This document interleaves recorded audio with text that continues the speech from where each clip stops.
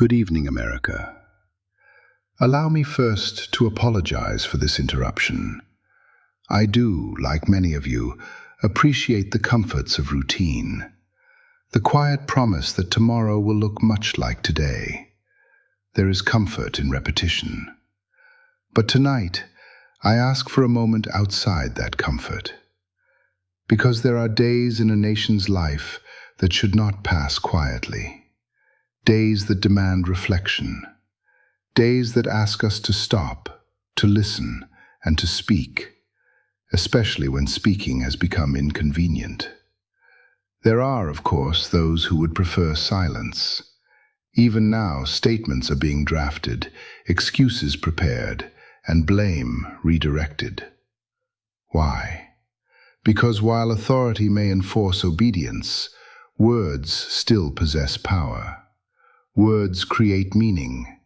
Words expose truth.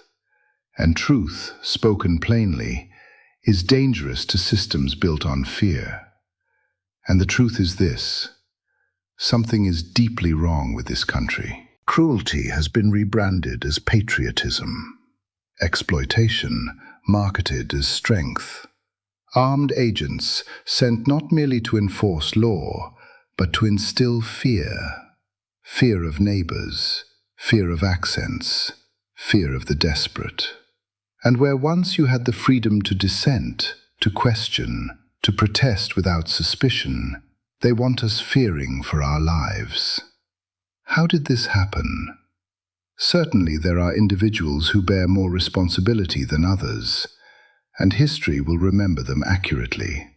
But if we are honest, if we are brave enough to be honest, the answer begins closer to home. We were afraid. Who wouldn't be?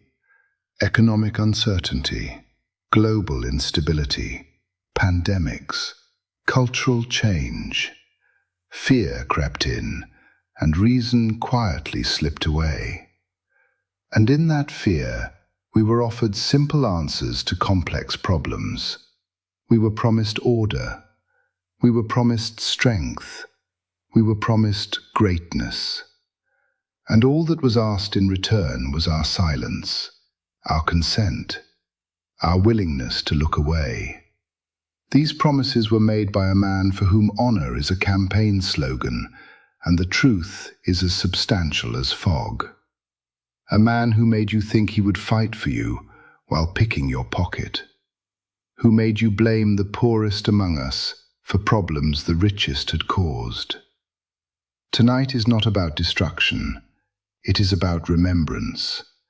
It is about remembering that justice is not cruelty with better branding, that law is not morality by default, that freedom does not survive on autopilot. If you have seen nothing, if the corruption, the profiteering, the cruelty carried out in your name remains invisible to you, then let this night pass as any other. But if you see what I see, if you feel what millions have felt, if you understand that fairness, dignity, and liberty are not slogans but responsibilities, then do not be silent. Stand beside truth. Stand beside accountability. Stand beside the idea that a nation is judged not by how forcefully it speaks, but by how humanely it acts. And let history say that when fear demanded obedience, the people chose courage instead.